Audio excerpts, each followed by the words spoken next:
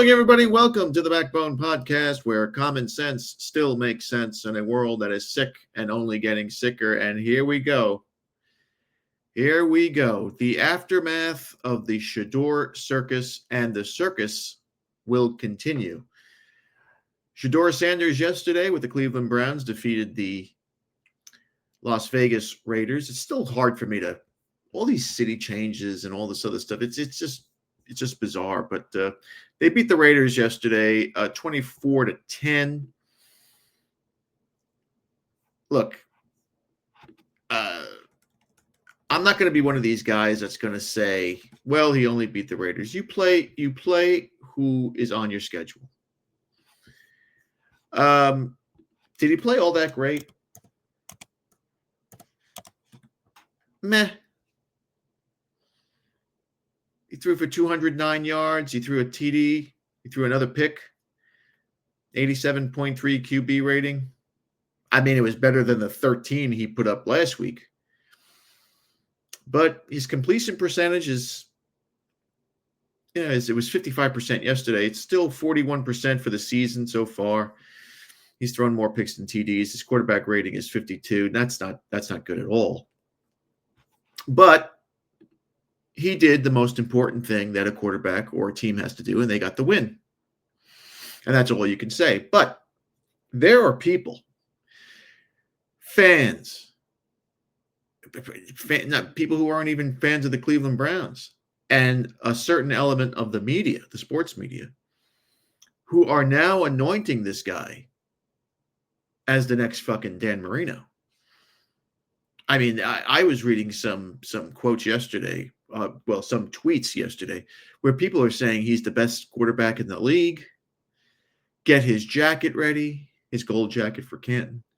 He's going to take the Cleveland Browns where no quarterback has ever taken the Cleveland Browns. I mean, I guess these people haven't heard of Otto Graham. That he's going to be the alpha and omega of the NFL and for the coming years. And that's absolutely ridiculous. He won a game yesterday. He really didn't beat a great team, but like I said, you play who's on your schedule. But he didn't look all that good. I mean, he had a beautiful pass. Jason Whitlock downplayed it to a nice pass. I think it was a very nice, very good pass for, I think it was like over 50 yards. Okay, great. Now he's got to do it again. And next week ain't going to be so easy. Next week is going to probably be a lot more difficult. Because next week, Shedeur goes up against my San Francisco 49ers. And for Shedeur, he should thank sweet baby Jesus that Bosa and Fred Warner are not going to be there. Because they are not. The Raiders have Crosby, and he's great. But that's all they got on defense. Next week will be, if he puts up good, now he won't beat the 49ers with those numbers.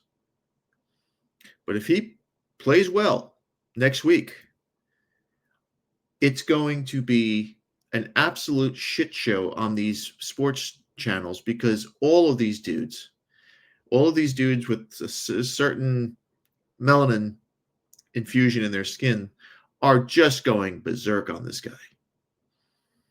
And we're going to show you some clips. But first, I want to show you a clip of the press conference yesterday of Shedeur as he claps back. And look at his hoodie. There's already an image of him on the hoodie. They are going out of control. This is out of control. And the problem is that so much money has been put into this guy for marketing commercially that it's almost like he has to succeed. And that's going to be way too much pressure for him. I don't think, and I'm not a talent evaluator, I'm not a scout, but I just don't see this kid doing all that well in the NFL. But again, it's only one game. Let's see what he does next week. Because if he beats the 49ers next week, and I don't think they will, you're going to see madness on ESPN and Fox Sports 1 and all these sports podcasts with Shannon Sharp and Ocho Cinco and Shady McCoy and all these motherfuckers who are just anointing this homeboy as Jesus incarnate in football pads, and that's just out of line. I mean, there are probably what 25 quarterbacks that are just playing much better than he is right now. And again, it's only one game. I don't want to get too far ahead. But let's hear Shedeur in his victorious press conference yesterday as he claps back at his critics. Take it away, Shedeur.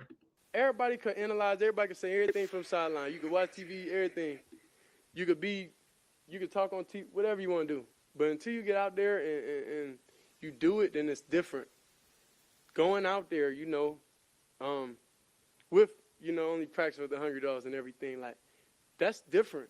It's a lot of vet quarterbacks, that had their time and everything that were backups and was able to get thrown in the game and be all right. But I don't think that was like that in their rookie year.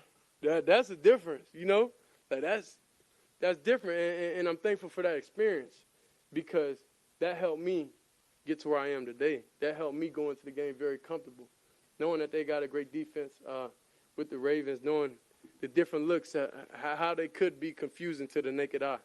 But that's why during the game I was smiling so much because I'm like, oh, yeah, if this what it is, I know I'm going to be able to accept that challenge and move forward one day and be able to have success.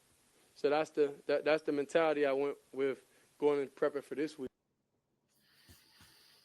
So there's Shedeur, and he was confident, he was smiling, and he's clapping back at his critics. And listen, right now he can gloat.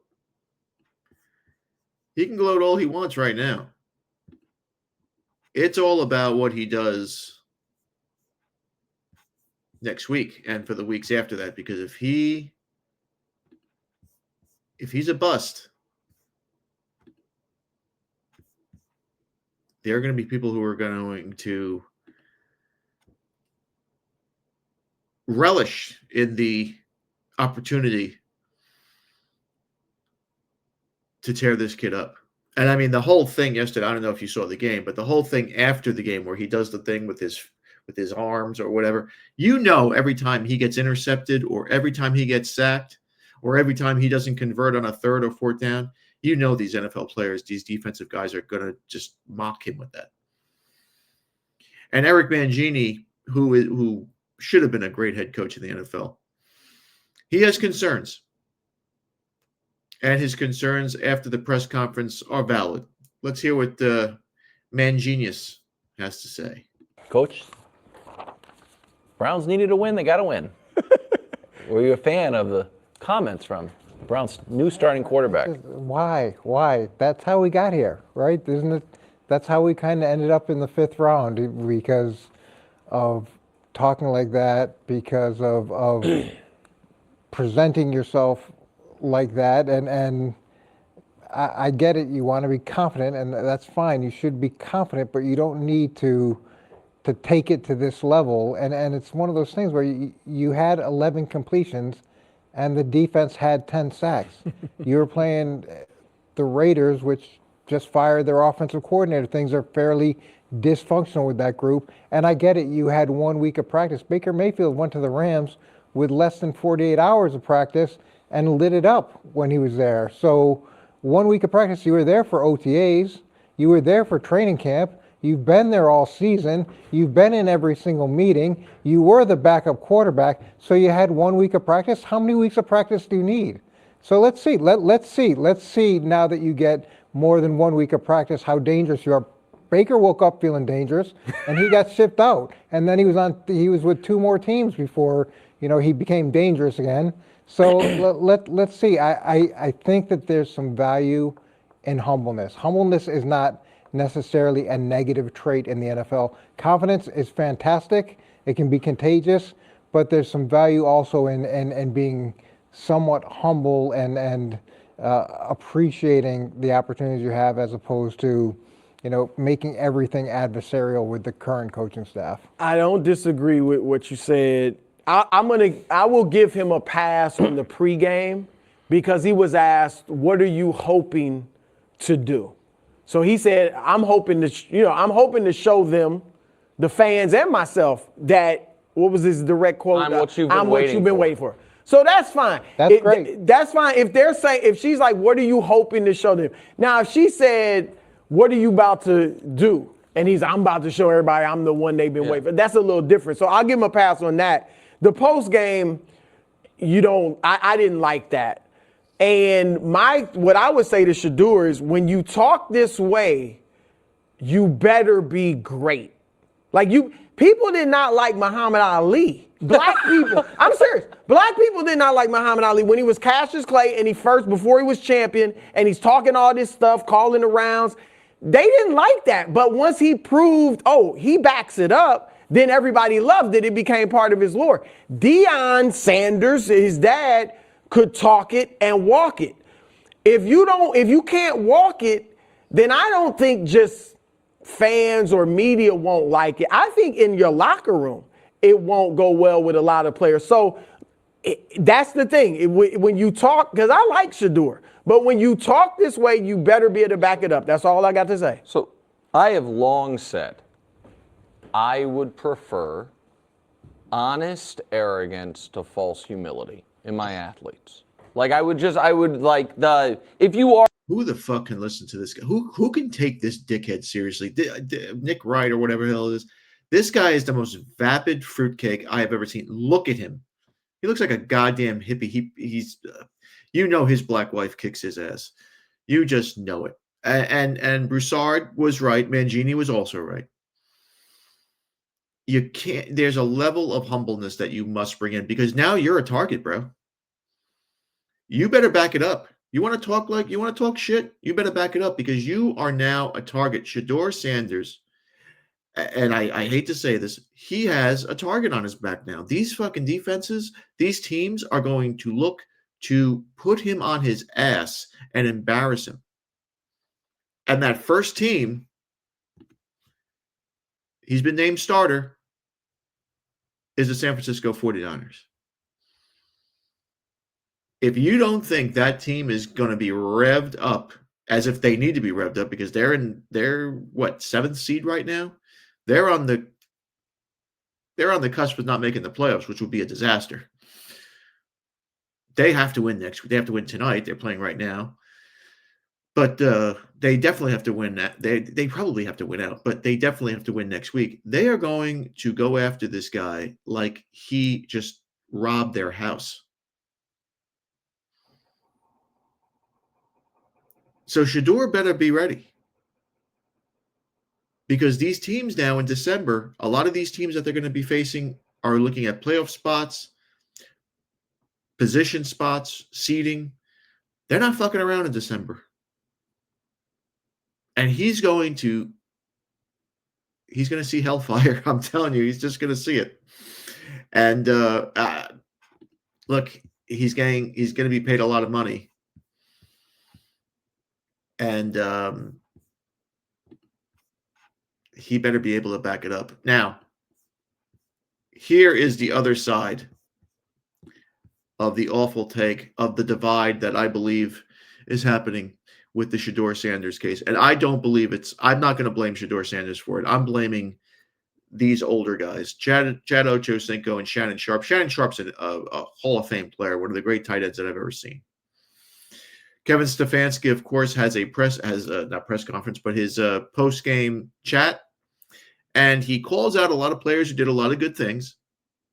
And he calls out his quarterback, but he doesn't do it with enough love, or at least not enough love for old Chad and Shannon. Here's Kevin Stefanski and the boys. How about Gage's big punt return on special teams?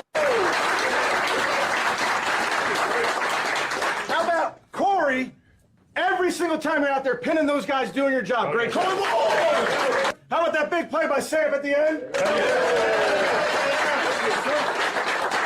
IB, huge play. Q, huge play. Harold making making a big play, and then another rookie making his first start. Nice job, Shedeur. Well done. I got one ball in my hand. Okay, I got a guy. He's got to get a cold every week. Okay, he had a cold this week. Wasn't feeling himself. 3 sacks, which gives him 18 on the season through 11 games, which breaks his own Browns record. Myles Garrett. Come on, man. So hold on. A Yeah. guy making his first start. A Yeah. guy that you didn't really want to start. A guy that Right. you didn't even want in your organization. Right. And that's all he get. Great job.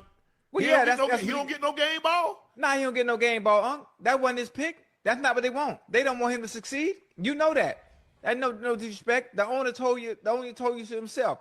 Even the head coach's guy is Dylan Gabriel. We all understand that. Listen, didn't Shedeur make history tonight? Yes. First Browns quarterback as a rookie to start and win after what? Since what? 17. I mean, you got to think about it, Ocho. They've had 42 starting quarterbacks since 1999. Right. No quarterback making his first start. Yeah. The last 17 have said we didn't get it. They didn't get it done. Yeah. I mean, listen. I mean, That ain't worth the game ball, Ocho. It's clear as day now. It's clear as day. Like, I mean, we've been going back and forth about this over and over, like nitpicking here and there. And people say, oh, they hate, they're not hating. Oh, Dylan Gabriel. Listen, all that, we know what the play is. The writing is on the wall. It's always been on the wall. When the owner came out and said what he said about this not being my pick, this is brother Drew Berry, right? Is that how you say his name? Andrew Berry. Andrew Berry, excuse me. Andrew Berry, it was his pick. It was his idea. I mean, we know what it is. You know, the odds are stacked against you. When the opportunity presents itself, he has to go out there and do what he did. I don't get it. Ocho, sometimes you got to, like Coach used to tell him, sometimes I got to fool him. Sometimes you got to lie to your team. Yeah. Even if you don't like Shedeur, even if you want Dylan Gabriel, you won't commit. I get all that, and I get the semantics. I get the scheme of it, Ocho. Right. I want them to prepare for both, knowing damn well Dylan Gabriel ain't gonna see that field anytime soon. I get all of that. Right. But this notion that this thing is even close, this notion that this was just a whole hum performance. Right. The guy got no snaps with the guys that he played with today until Wednesday of last week. Yeah. And he does that on the road in a hostile environment. Oh, And all you got for him is that. So we see the difference. And this is, I'm just wondering if this was, I don't know, just think of some white quarterback. If the coach said, this guy, if Shannon Sharp and Ocho Cinco would have the same reaction. Probably not. This is black ideology. This is racial ideology. This is where we're at now in media. When you have former players who just look at skin color and they root for skin color. They don't root for the guy that is the best for the job. Now, Sanders, of course, still has to prove himself. But if Sanders begins to falter and Dylan Gabriel is ready. Now, Dylan Gabriel sucks too. He can't play either. But if Dylan Gabriel is ready and available and Kevin Stefanski's trying to save his job and he puts Dylan Gabriel in, these guys are going to go fucking ape shit. They are going to want Kevin Stefanski gone at the end of the season, which might happen anyway, which probably will happen anyway. And don't be surprised, do not be surprised if the name Dion pops up to take over as head coach of the Cleveland Browns. Then it's going to be an absolute fucking circus, a shit show beyond shit shows. It's ideology that is driving this car right now. Not merit, not talent. It's, we want this quarterback in there. We want this coach out. We believe that this coach doesn't like this guy for whatever reason. He shouldn't be his head coach. He's abusing his talent. How many head coaches have ruined quarterbacks? And these guys never said anything. I can name you. Mike Shanahan ruined RG3, even though he was not going to be very good. Kyle Shanahan, his son, is notorious for ruining quarterbacks. Look what he did to Jimmy Garoppolo. Look what he did to Trey Lance. You never heard anything for those guys. But Shedeur, because he has that last name and he's got this marketing swagger, he's just a little different. And it's going to cost Kevin Stefanski his job. And it's going to divide the NFL. I'm telling you, it will divide the NFL into something that we've never seen before, into something very, very ugly. My 49ers will romp next Sunday. God forbid they lose to this guy. They will romp next Sunday. 35-17. I'll give them 7. I'll give the Browns 17 points. 35-17 Niners next week. They won't be able to stop them on offense. And Sanders will probably throw a couple more picks, which would be beneficial for the Niners. And there's my 2 cents. Thanks again for watching. Please like, subscribe, comment, and share. Be careful, my friends. Remember, Satan is always busy. Be a man. Have a backbone, because masculinity and common sense are worth standing up for. And remember, if it ends in an ism, it's a mental disorder. We'll see you later.